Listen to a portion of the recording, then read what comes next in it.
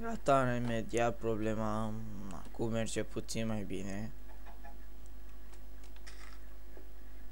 Ca înainte, cu 1% mai bine. Dacă înainte se mișca cu 5 FPS, acum se mișca cu 6.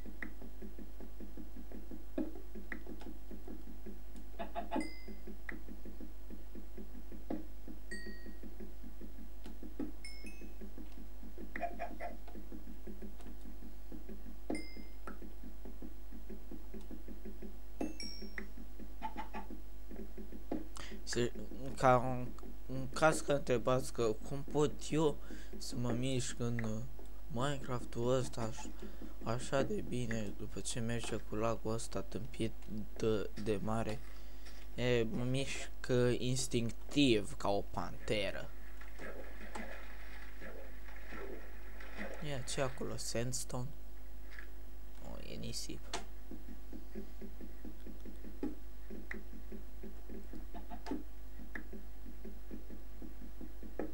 Mai acolo ăsta și mă duc să-mi fac casa.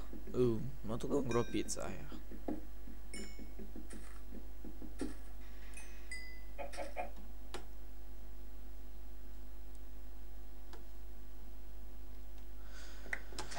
Așa că nu, credeam că a fost ceva.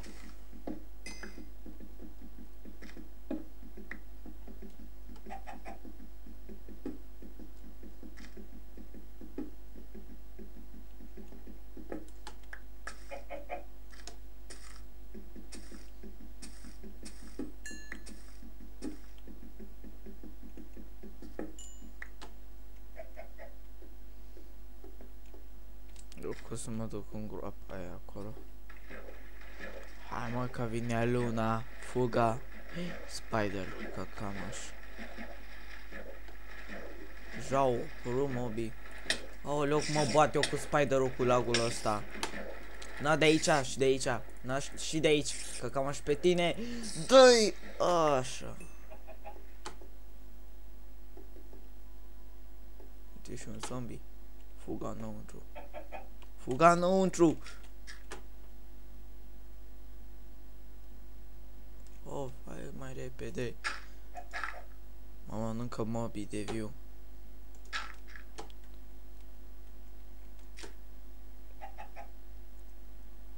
Ce să mai pun pe acolo? Căcat, n-am vrut să pun așa.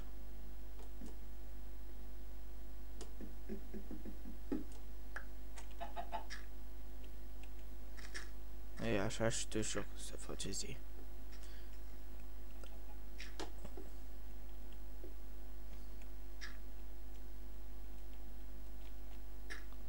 O să sparg bucata asta și bucata asta. Și o să pun și eu ceva aici ca să nu intre. Să pun... Stai să văd cum fac.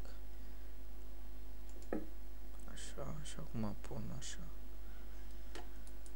Sparg bucata asta. Și așa văd cum se face zi sau noapte sau... Da. Să-mi fac niște torțe.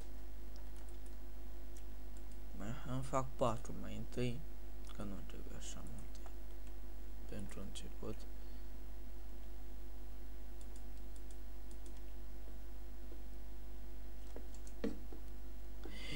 Lumină. Stai căcat, iată, e... Iată, experiență. Fuga. Am o experiență, ai venit la mine? Nu știu. Ce mișto e. Aoleu, hai mă, experiență, vino.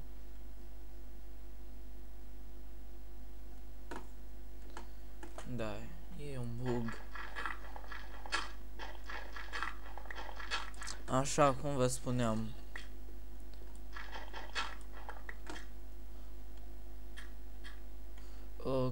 Cred că e destul pentru azi.